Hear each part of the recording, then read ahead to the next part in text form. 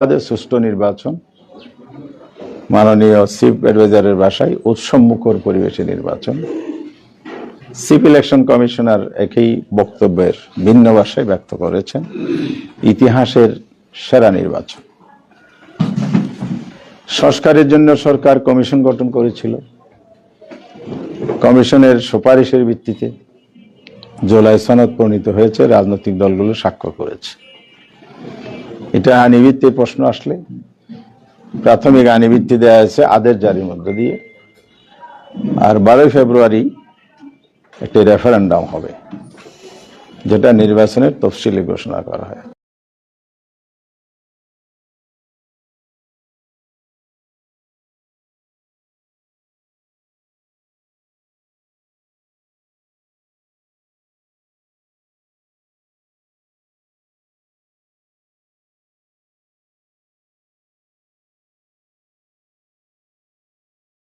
Election কমিশনকে নির্দেশ দিয়েছে, ইলেকশন কমিশন তার আলোকে নির্বাচনের তফসিল ঘোষণা করেছে। তফসিল অনুযায়ী 12 ফেব্রুয়ারি নির্বাচন হবে।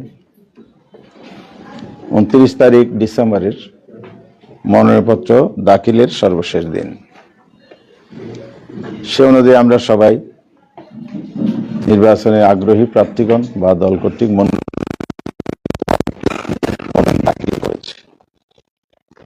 আজকের দিনটা ছিল যাচাই বাছাই করে কারা কারা ভ্যালিড ক্যান্ডিডেট সেটা ডিক্লেয়ার করা।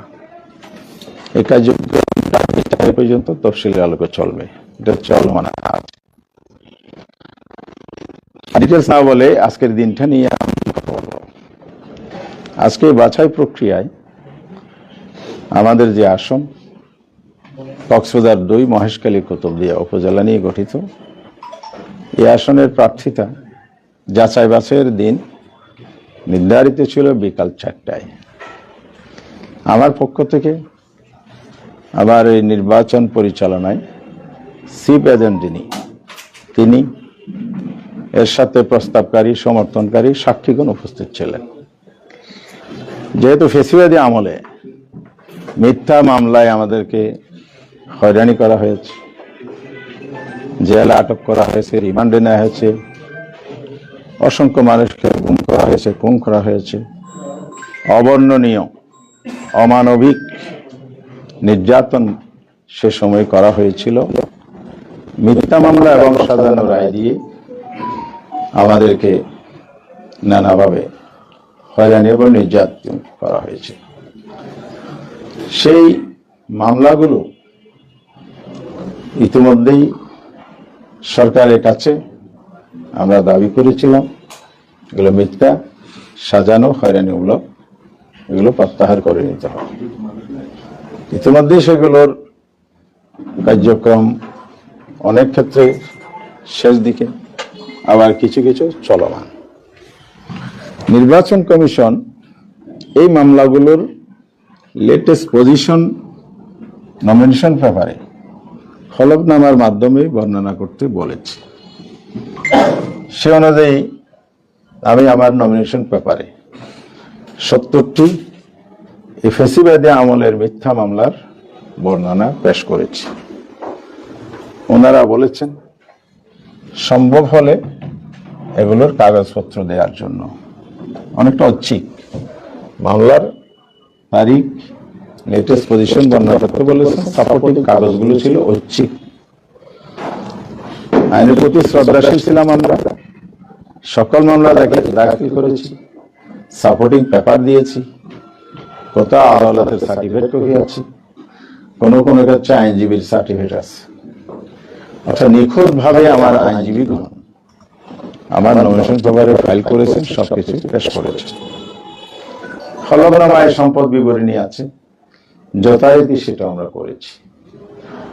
সম্পদ বিবরণীর ক্ষেত্রে যে মামলা, সেখানেও হয়রানিমূলক মামলা আছে, অযাচিত অনেকগুলো মামলা উদ্দেশ্যমূলকভাবে হয়রানি করার জন্য আর্থিকভাবে আমাদেরকে নানাভাবে চাপিয়ে দিয়ে ফ্যাসিস্ট সরকার জুলুম করেছে। যেহেতু দেশে আইন বিদ্যমান, আমরা আইনের প্রতি শ্রদ্ধা রেখে সবকিছু উল্লেখ করেছি। যেহেতু 29 তারিখ এগুলো দাখিল করেছি, বাছাইয়ের দিন আনুষ্ঠানিকভাবে এগুলো রিটার্নিং অফিসার যিনি আছেন নির্বাচনের, প্রতিটি আসনের রিটার্নিং অফিসার যেভাবে আছে, উনি 4টা এটা যথারীতি শুরু করেছেন আমি জেনেছি। সেখানে উনি নিজের থেকেই প্রত্যেকটি আইটেমে সংশ্লিষ্ট ডিপার্টমেন্টের যারা কর্মকর্তা আছেন, যেমন বাংলাদেশ ব্যাংকের প্রতিনিধি থাকে, যেটা এটা আমাদের মাদার ব্যাংক, সব ব্যাংকের রিপোর্ট তাদের মাধ্যমে কালেক্ট হয়, কোনো ব্যাংকে কোনো ধরনের খেলাফি ঋণ আছে কিনা এ ব্যাপারে স্পষ্ট ভাষায় বলেছেন ডিসি সাহেব নিজে, যিনি রিটার্নিং অফিসার, উনি ঋণ খেলাফি নন, ব্যাংকের কোনো অভিযোগ নাই। ট্যাক্সের কোনো অভিযোগ আছে?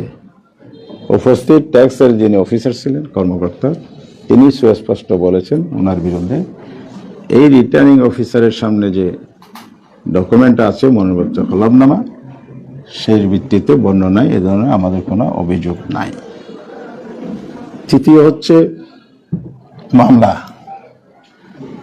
সবকিছু গ্রহণ হয়েছে, সব এভিডেন্স আছে, বর্ণনা আছে, সবকিছু আছে। উনি নিজের থেকে একটি মামলা নিয়ে আসলেন সামনে, সেটা আমার হলফনামায় উল্লেখ আছে এবং এটার পেপার সাবমিট করা আছে। মামলাটা কি? মামলাটা হচ্ছে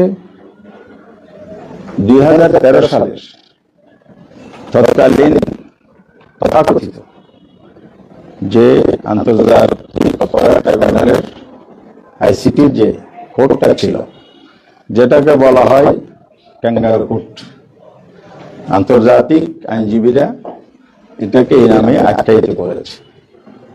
সেই আইনে আমাদের দেশের 6 জন সূর্য সন্তানকে ফাঁসি দেওয়া হয়েছে অন্যায়ভাবে।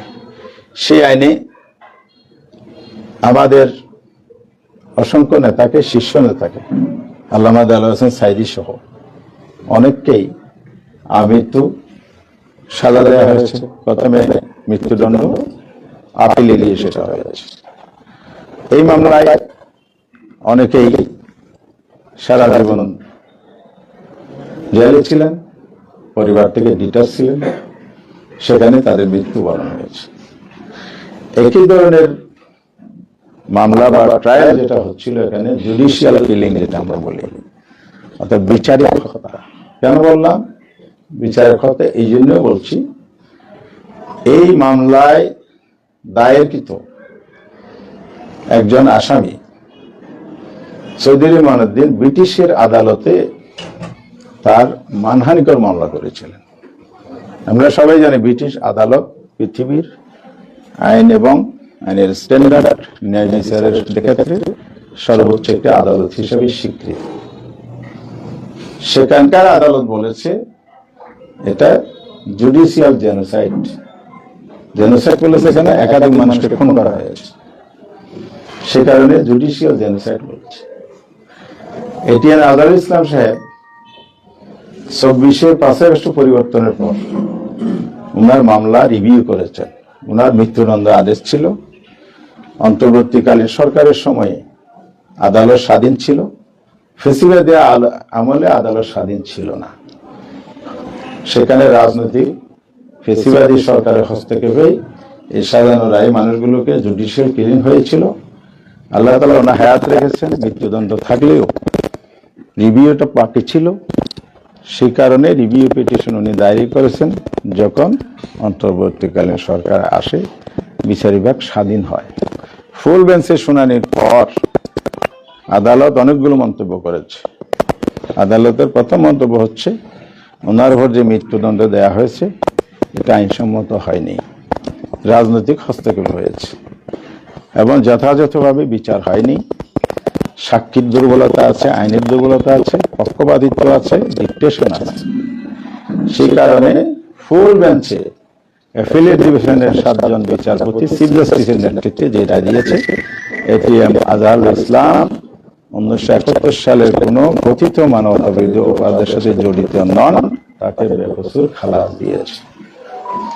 এরকম একটি আদালত দ্বারা মানুষকে খুন করার যে জুডিশিয়াল প্রসেস করা হয়েছে, সেটাকে বাংলাদেশের সিনিয়র আইনজীবীগণ বিতর্কিত আদালত বলেছে।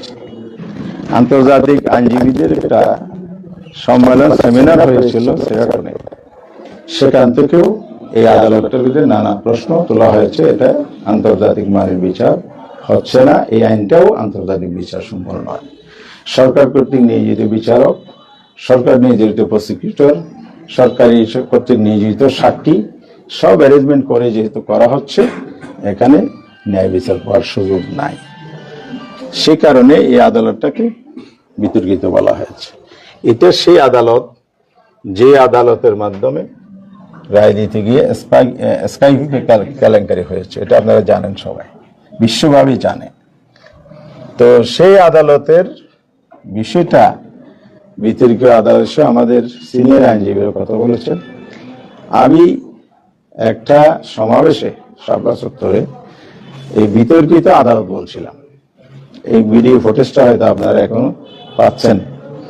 বিতর্কিত আদালতে ন্যায় বিচার পাওয়া সম্ভব নয়, এটা আমার বক্তব্য নয়, বাংলাদেশের সিনিয়র আইনজীবীরা এটা বলেছেন। এই কোড আনকোড এই বক্তব্যটাকে পলিটিক্যাল উদ্দেশ্যে ইন্টেনশনালি আদালতে নিয়ে আসা হয়েছে। সেই কোডে আমার ভালো ছিল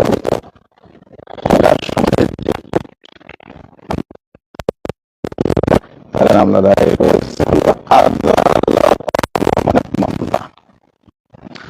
অর্থাৎ সেখানকার আইনে আর্টিকেল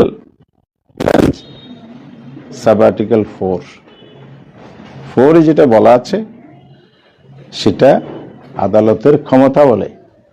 আদালত আন্তর্জাতিক অপরাধের যে ফৌজদারি অপরাধের বাইরেও যদি কেউ আদালত মনে করে আইনের আওতায় আনা দরকার, সেটা কনভিনিয়েন্সে নিতে পারে।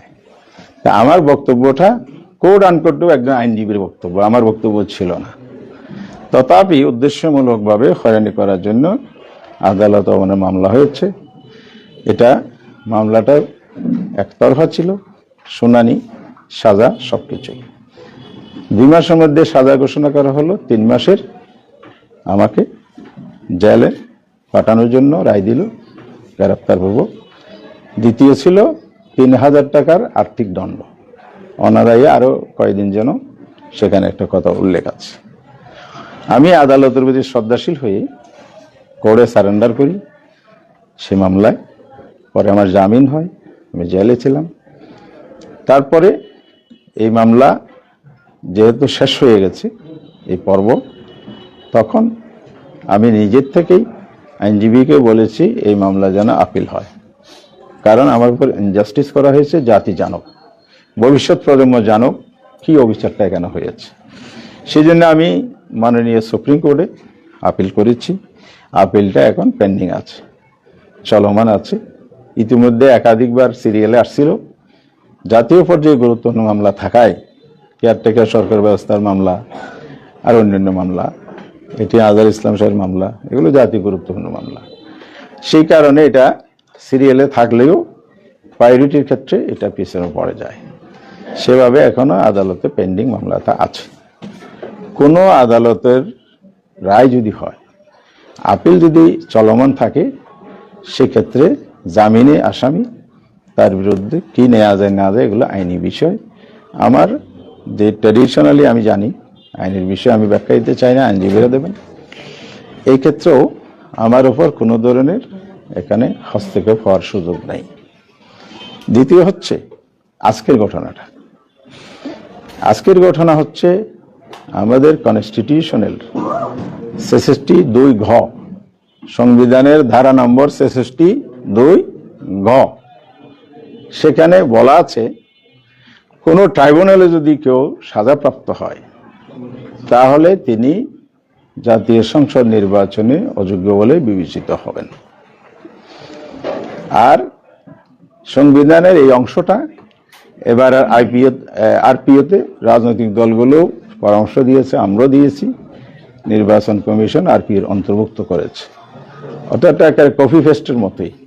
আগেও আইনটা মাদার লতে ছিল, এখন বাংলাদেশের সুপ্রিম ল হলো কনস্টিটিউশন, সংবিধান সর্বোচ্চ আইন। তার অধীনে যে আইন তৈরি হয়েছে সেটার নাম হলো নির্বাচন পরিচালনার জন্য আরপিও। তো এখন সেই আরপিওতে কোনো ধারা যদি থাকে, আমার জানা মতে 62 গ সংবিধানের ধারা থাকে আরপিওর 12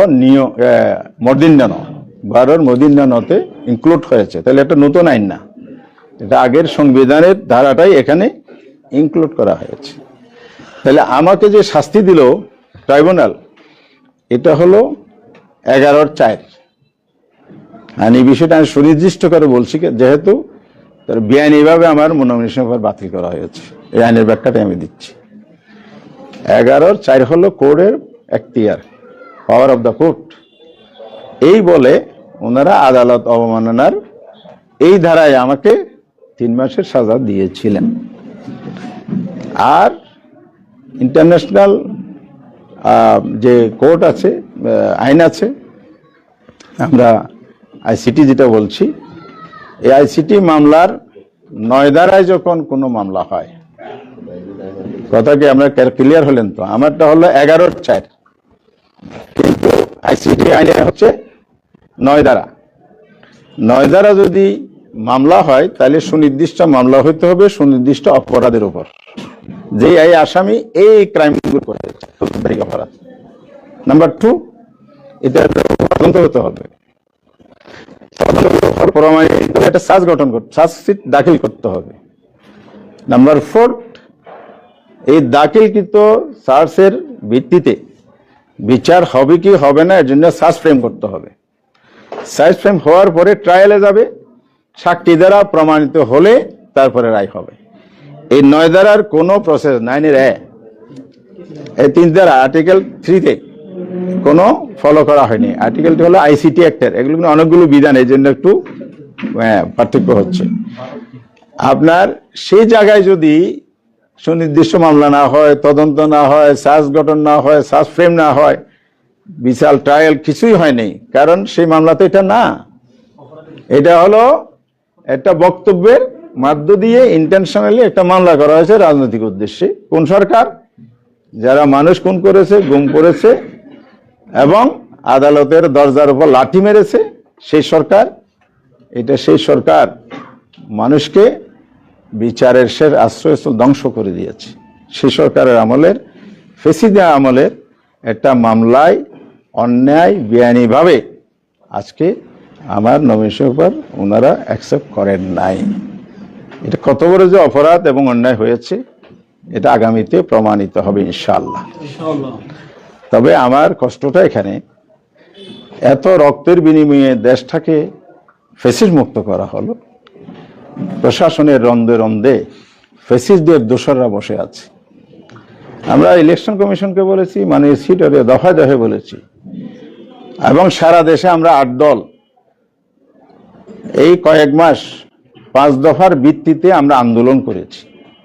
আমরা সবাই মিলে বলেছি এই ফ্যাসিস্ট আমলের আমলাদের নিয়ে, দোসরদের নিয়ে সুষ্ঠু নির্বাচন হবে না। লেভেল প্লেয়িং যদি না হয়, আপনার স্বপ্নের উৎসবমুখর নির্বাচন, ইতিহাসের সেরা নির্বাচন হবে না। রাস্তায় যে কথাগুলো দাঁড়িয়ে বলেছিলাম, নির্বাচন কমিশনের অফিসে ফুল কমিশনের সামনে আমি নিজেই যে কথাগুলো আমার টিম সহ বলেছিল, আজকের কক্সবাজারের রিটার্ন অফিসার সেটা প্রমাণ করে দিলেন। তিনিই করেন নাই, শুধু তার আশেপাশের লোক যেগুলো আছে, তথ্য আমার কাছে আছে, ফেসিদের আমলে তারা টিউনো ছিলেন কক্সবাজার কোন উপজেলায়, এবং তারা পুলিশ কর্মকর্তা ছিলেন 4 বছর ধরে, এখনো আছেন। এই দোষদের দ্বারা বায়াস হয়ে অন্যায়ভাবে যে অবিচারটা করা হলো, এই অবিচার অন্যায়ের বিরুদ্ধে অবশ্যই নির্বাচন কমিশন ব্যবস্থা নেবেন, আমি আজকে সিদ্ধান্ত করছি। আমি কমিশনকেও জানিয়েছি এবং আমার যত জায়গায় বলার সেটা আমি বলেছি। আমি অপেক্ষায় রইলাম ওনার কি ব্যবস্থা নেন। দ্বিতীয় হচ্ছে, নির্বাচনী মনোনয়নপত্র যাচাই বাছাইয়ের শেষ দিন হবে 4 তারিখ। এখনো সুযোগ আছে এটাকে আবার শুনানির মধ্যে আনা। ওনারা বলবেন প্রভিশন নাই, কিসের প্রভিশন আপনি দেখান? ফেসিবাদের আমলের মামলা নিয়ে আপনি তামাশা করবেন আর আমার উপর আইন দেখাবেন, এই আইনকে আমরা জনগণের পক্ষ থেকে আমরা মেনে নিতে পারি না। সুতরাং এটা যেন আজকে আমাদের আইনজীবী একটা আবেদন করেছেন যে উনি যখন শুনানি করছিলেন, শুনানির সময় এই ধারাগুলো উনি ব্যাখ্যা করছিলেন, আমি যে ব্যাখ্যা করছি, হয়তো উনি আরো বেটার লিগ্যাল পয়েন্টগুলো ভেরি ক্লিয়ারলি ব্যাখ্যা করতে চেয়েছিলেন, সে প্রস্তুতি ওনার ছিল। ওনার শুনানিকালে দফায় দফায় ওনাকে বাধাগ্রস্ত করা হয়েছে, এগুলো শুনবো না, এগুলো দরকার নাই, ওটা আনেন সেটা আনেন। তারপরে আমার কাছে জিনিসগুলো যখন ইনফর্ম করা হলো, আমি ঢাকায় লয়ারের সাথে, আজকে আমার সিনিয়র লয়ার আসে নাই, কালকে শুনানির সুযোগ দিলে আমার সিনিয়র লয়ারকে দিয়ে আমি শুনানি করাবো। যিনি ওনার চেম্বারে জুনিয়র হিসেবে এসেছেন, উনি জানানোর পর আমি সিনিয়রের সাথে যোগাযোগ করে সেই কাগজগুলো উপস্থাপন করেছি। তো ওনারা কাগজ চেয়েছিলেন, বলতে আপনার সব কিছু ভ্যালিড, শুধু ট্রাইব্যুনাল কি কোন ধারায় আপনাকে আদেশ দিয়েছিল, রায় দিয়েছিল কপিটা দেন। অর্ডার কপিটা ওনারা ঠিকভাবে পড়লেন না, আমি কি না, যারা এই পর্যায়ে লেভেলে তারা হতে পারে তারা আইনে প্র্যাকটিস করেন না, গ্যাপ থাকতে পারে। এখন যিনি ডিসাইড করবেন রিটার্নিং অফিসার সাহেব, সমান মর্যাদারে কি বলছি, যদি বায়াস হয়ে অন্যের কথায় ইনফ্লুয়েন্স হয়ে এগুলো করেন, এটা খুবই দুঃখজনক। তাহলে এখানে নিরপেক্ষতা থাকবে না। একটু মেরুদণ্ড শক্ত করেন, গাছ নিয়ে দায়িত্ব পালন করেন, দেশ বাঁচবে, জাতীয় বাঁচবে।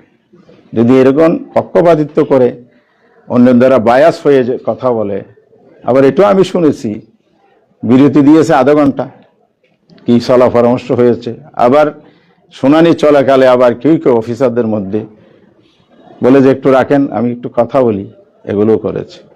আরেকটা খুব জঘন্যতম কাজ করেছে, বিরতির সময় আমার প্রতিদ্বন্দ্বী প্রার্থীকে ফোনে ডেকে এনে তার লোক এনে আবার একটা পিটিশন ওনা নিয়েছেন, যে পিটিশনটা শুনানির প্রথম দিকে ছিল না। তো এগুলো সব যে পক্ষপাতিত্ব, বায়াসনেস, এটা আমাদের কাছে একেবারেই স্পষ্ট। সুতরাং আমরা চাই দেশে একটা সুন্দর নির্বাচন হোক, সুষ্ঠু নির্বাচন হোক। আগামী 12 ফেব্রুয়ারি এই নির্বাচনে দুটি নির্বাচনের ভোট আছে, একটা হলো রেফারেন্ডাম সংস্কারের পক্ষে বিপক্ষে হানা ভোট, আরেকটা হলো জাতীয় নির্বাচন 300 আসনের পার্লামেন্ট সদস্য নির্বাচিত করা, যারা আগামী দিনে দেশ চালাবেন। সেই জায়গাটার বড় আমানতদারির দায়িত্ব হচ্ছে প্রশাসন, যাদের হাতে পুরো ইলেকশনের দায়িত্ব। ওনারা যদি নিরপেক্ষ না হন, ওনারা যদি বায়াস হন, ওনারা যদি ফেসিবাদের দোসর হয়ে কাজ করেন, নির্বাচন বানচালের ষড়যন্ত্রের সাথে লিপ্ত হয়ে যান, তাহলে এটা জাতির জন্য বড় দুর্ভাগ্যজনক হবে। এবং আমরা মনে করি আমরা সরকারকে সবসময় সহযোগিতা দিচ্ছি, এটা আপনারা দেখেছেন, এখনো দিতে চাই। সুষ্ঠু একটা নির্বাচন হোক, এটা আমরা চাই, এবং সেই নির্বাচনের মাধ্যমে দেশে গণতন্ত্র পুনরুদ্ধার হোক, এটাও আমরা চাই। আগামী দিনে বাংলাদেশ নতুন প্রজন্মের প্রত্যাশা, জীবন দেয়া, হাদির শাহাদাত, আবু সাইদ মুদ্দের জীবন দেয়া, এরকম প্রায় 1,500 তরুণের জীবন দেওয়ার মধ্যে দিয়ে যে দেশটি মুক্ত হয়েছে, সে দেশটা আবার ফেসিবাদের কলবলে পড়ুক, এটা আমরা কোনোভাবে চাই না। দেশ এবং জাতি এটা মেনে নিবে না। তাই এই জন্য আমি বলতে চাই, যদি আইনানুগভাবে হয়ে থাকে আমি মেনে নেব, অন্যায় ইনজাস্টিস হয়েছে কিনা এটা অবশ্যই পুনর্বিবেচনা আপনারা করবেন। অন্যথায় নির্বাচন সুষ্ঠু যে হবে না, আমরা যে আশঙ্কা করেছিলাম, এটা প্রমাণিত হবে। আমরা এটাকে তখন সেইভাবেই বিবেচনায় এনে পরবর্তী পদক্ষেপে যাব। এ ব্যাপারে যেন সরকার পরিস্থিতি স্বাভাবিক রাখার জন্য যে ধরনের আইনানুগ পদ্ধতি অনুসরণ করে কাজ করা উচিত এবং লেভেল প্লেইং নিশ্চিত করা উচিত, প্রশাসন নিরপেক্ষতা এনশিওর করা উচিত। এ ধরনের অসৎ এবং এ ধরনের বায়াস, এ ধরনের ফেসিস্টের দোষর, এগুলো থেকে প্রশাসনের দায়িত্ব থেকে ক্লোজ করেন এবং জাতিকে সুন্দরভাবে ভোট দিতে দেন। অনেকদিন পরে ভোটাধিকার পেয়েছে, তারা যাতে যার ভোট পছন্দের প্রার্থীকে দিতে পারে, ভোটাধিকার নিশ্চিত করতে পারে। এবারে মাননীয় সরকার, মাননীয় নির্বাচন কমিশন অবশ্যই ব্যবস্থা নেবেন, এই আবেদন করে আমার বক্তব্য শেষ করছি। সবাইকে ধন্যবাদ। এখন সর্বশেষ আপনি সিদ্ধান্ত নিয়েছেন? আমি তো আমার সিদ্ধান্ত বলে দিয়েছি, আমি আবেদন করেছি পুনরায় শুনানির। আপনি একটা কথা বলছেন যে বায়াসড হয়েছে, প্রশাসন বায়াস হয়েছে এবং হয়রানি করছে, তো এখানে কি কারো ইন্ধন আছে নাকি কিছু বলতে ইন্ধনের কথা আমি ইতিমধ্যে বলেছি, বায়াস হওয়ার পেছনে কি কি কারণ থাকতে পারে? কারণটা বলেছি, দোষরাই। আরো কারণ থাকলে অদৃশ্য কিছু, সেটা তো আমার এখন বলার সময় নেই, সময় মতো বলবো। আপনি যদি আরেকটু স্পষ্ট করতেন, এই যে আপনার তো ওখানে আরো প্রতিদ্বন্দ্বী প্রার্থী আছে, আপনি প্রতিদ্বন্দ্বী প্রার্থীর কথা বললেন, যদি স্পেসিফিকলি কোন প্রতিদ্বন্দ্বী প্রার্থী আপনার বিরুদ্ধে ষড়যন্ত্র? এটা সময় আসলে বলবো, আগে ওনারা কি করেন দেখি। আর এটা নিয়ে যদি এখানে শুনানিতে আপনার প্রত্যাশা প্রতিফলন না হয়, উচ্চ আদালতের দ্বারস্থ হবে, দেখি আগে হয় কিনা। আপনি কি আশাবাদী? অবশ্যই আশাবাদী। এটা তো অন্যায় কাজ হয়েছে, অন্যায় কাজ তো কোনোদিন গ্রহণ করা যায় না। আমি ওনাদের সাথেও বলেছি, স্পষ্ট করে বলেছি, আপনারা এই জায়গায় আমার প্রতি ইনজাস্টিস করেছেন। তাহলে আমি শুধু আশাবাদী আপনি? অবশ্যই, এটা তো আইন তো আমার পক্ষে, আইন তো আমার পক্ষে। ইনশাআল্লাহ আপনারা দেখবেন এটা টিকবে না। ওনারা যে বায়াস, এটা আমি প্রমাণ করবো আইনের মাধ্যমে ইনশাআল্লাহ। আপনার আজকে বক্তব্য শুনলাম, পরবর্তী কোনো কর্মসূচি আছে কিনা বিষয়ে আপনাদের কি পদক্ষেপ আছে? আমার কর্মসূচি একটাই, কালকে পরশু 2 দিন সময় আছে। আজকে কয় তারিখ? তাহলে 4 তারিখে আর 2 দিন আছে না? এই 2 দিন ওরা কি করেন এটা আমি দেখবো। যে আপনি বলেছেন যে ভাইরাস হয়েছেন, প্রশাসনের কিছু কর্মকর্তা ডানে বামে ছিল, সময় নিয়ে দরখাস্ত নিয়ে আবার সাবমিট করেছে পরে, যেগুলো শুরুতে ছিল না। এমন কোন স্পেসিফিক কর্মকর্তা নাম জানা আছে কিনা বা তথ্য আছে কিনা যে আপনি যাদের কারণে সন্দেহ করছেন যে ফেসিস্টের দোষর হিসেবে তারা চিহ্নিত, যারা আপনাকে ইনজাস্টিস করেছে? 2 জন অফিসারের নাম এসেছে, একজন পুলিশ বিভাগের, যারা ফেসিস্ট আমলে এই উচ্চ পদে ছিল, এখনো আছে। আরেকজন ডিসি অফিসে ফেসিস্ট আমলে এখানে পার্শ্ববর্তী উপজেলায় ইউনোর দায়িত্ব পালন করেছে। আপনারা সাংবাদিক বন্ধুগণ এই তথ্যকে উৎস হিসেবে ধরে বের করে নেন ওরা কারা। আমার একটা প্রশ্ন ছিল, আশা করি আপনারা জাতিকে এই সেবাটা দিবেন। 2018 সালে কি এই মামলা নিয়ে আপনি নির্বাচন করেছিলেন? এই মামলা কি তখনও ছিল? সরি, আমি তো এটা ড্রপ করেছি, বলে গেছিলাম। এটা একটা সেটেল ইস্যু। আমার এই মামলাটা সেটেল ইস্যুটা হচ্ছে 13 সালে এই রায়টা দেয়া হয়েছে, তখন আমি সিটিং এমপি ছিলাম। প্রশ্ন উঠল যে আমি সংসদ সদস্য বহাল থাকবো আমার, না এটা বাতিল হবে। যেহেতু দেশের আইন অনুযায়ী সাজাপ্রাপ্ত হলে ট্রাইব্যুনালে এমপি পদ থাকার কথা নয়। তখন স্বাধীন মালিক, সংবিধান বিশেষজ্ঞ, উনি বেঁচে আছেন, ওনার বক্তব্যটা পত্রিকায় আমি পড়েছি, আমার কাছে সংরক্ষিত আছে। ব্যারিস্টার রফিকুল হক দুনিয়া থেকে চলে গেছেন, আল্লাহ জান্নাত নসিব করুন। এই 2 জন আইনজীবী স্পষ্ট আকারে বলেছে প্রেস ব্রিফিং এ সাংবাদিকদের, এরকম বলে যে আইনে সাজা হয়েছে এটা আইসিটির অ্যাক্টের যে অপরাধ, যে মামলা তদন্ত চার্জশিট, সেই প্রক্রিয়াতে নয়। ওটাই অপরাধ, ফৌজদারি অপরাধের মামলা এটা নয়।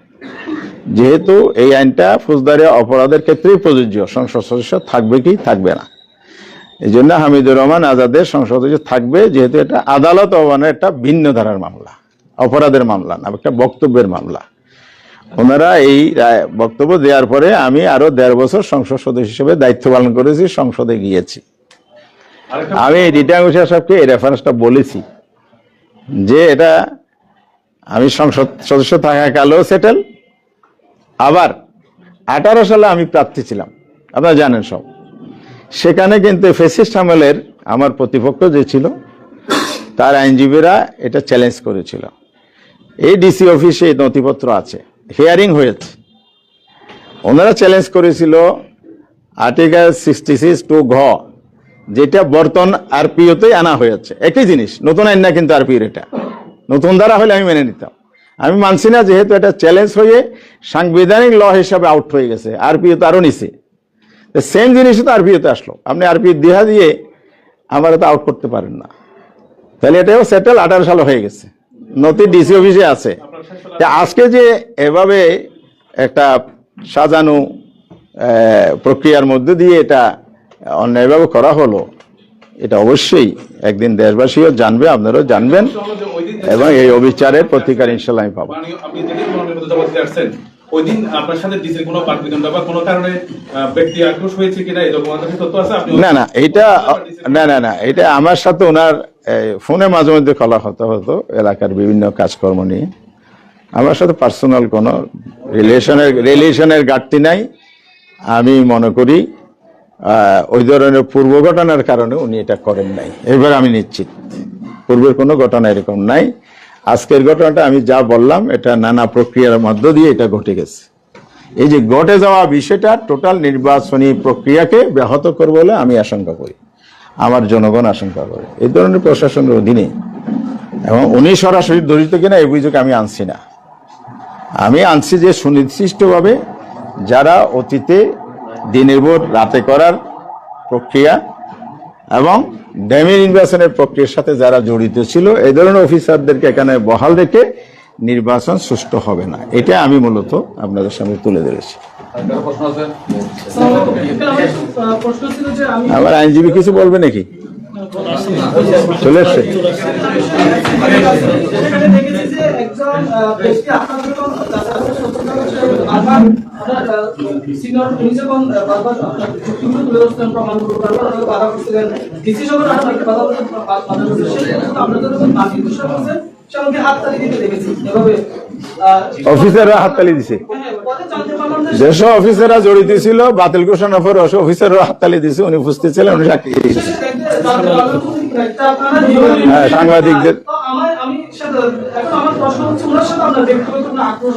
না না, এটা জবাব তো আমার ওই দেশ টিভির আব্দুর রহমান ভাইয়ের প্রশ্ন জবাব আমি দিয়েছি।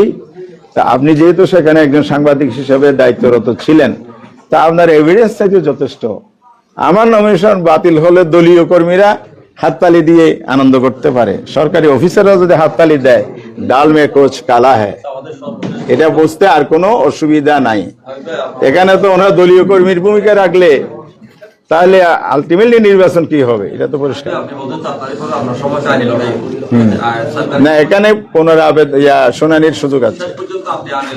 এসব তো স্তর অনেকগুলো আছে, অনেকগুলো স্তর আছে। ইলেকশন কমিশন আছে, আদালত আছে, supreme court, high court, supreme court আছে। ধন্যবাদ সবাইকে।